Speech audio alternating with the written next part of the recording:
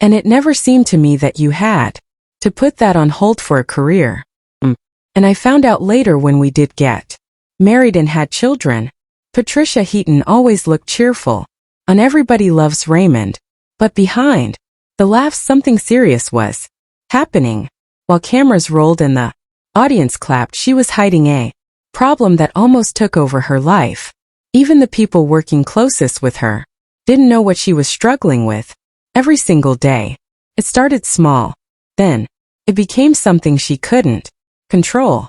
Nobody expected the truth to come out years later. But when it did, it shocked fans, friends, and even her own family. Patricia Heaton was born on March 4, 1958 in Bay Village, Ohio. Her life started in the middle of Cleveland's media world. Her father, Chuck Heaton, was the voice of Cleveland sports for more than 40 years. He wrote for the Plain Dealer and covered famous teams like the Browns and the Indians. Patricia grew up watching him talk to sports legends like Jim Brown. Their house was often full of athletes and reporters. She didn't just see fame on TV, she saw it up close. By the time she was 8, she was copying TV anchors in front of the mirror, practicing how they moved and spoke. She watched how they gained attention and respect. It made her believe that someone from Cleveland could grow up to be famous. Even as a little girl, Patricia didn't like being in the background. She turned every family event into a show. Her siblings remembered how she would change costumes and force everyone to watch her act or sing. During dinner, she would mimic relatives just to get laughs or sometimes groans. Her mother caught her many times talking to herself in the mirror, pretending to win awards. Patricia later said she craved attention and would do anything to get it. That hunger for applause stayed with her, shaped everything she did. At 16, she got her first job in television. Her father's media contacts helped her land a behind-the-scenes role at WWS-TV, Cleveland's ABC station. She worked early morning shifts, arriving at 5 to help prep the news. She ran the teleprompter, handed out scripts, and made coffee for the anchors. It shocked her to see how messy and unprepared things were behind the camera. The same people who seemed smooth on TV often messed up in rehearsals. She realized that TV wasn't about being perfect. It was about being real. She learned fast, picking up skills in lighting, timing, and camera angles. Even though she made only $3.25 an hour, the experience showed her that she could belong in the entertainment world. In 1982, when she was 24, Patricia left Ohio. She packed up her old Honda Civic, took $800 in savings, and drove to New York.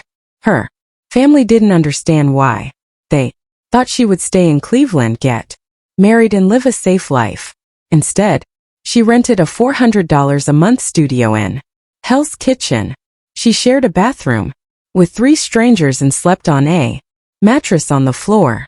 Her first night, she heard shouting, sirens, and what sounded like gunshots. She cried on the phone with her mother and said she had made a mistake. But she didn't go home.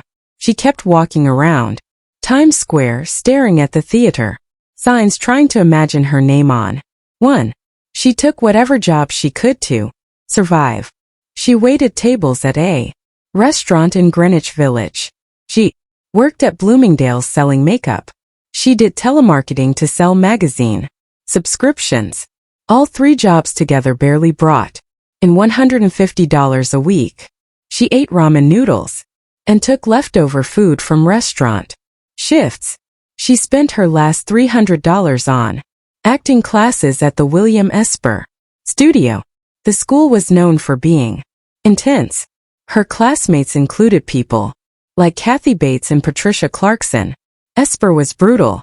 He once told her that her biggest weakness was being too nice, too Midwestern. He demanded emotional honesty. She spent hours crying in class, digging deep into her feelings and learning how to bring them into her acting. She worked 60-hour weeks, but she never missed a class. In 1987, Patricia finally made it to Broadway, but it wasn't a dream role.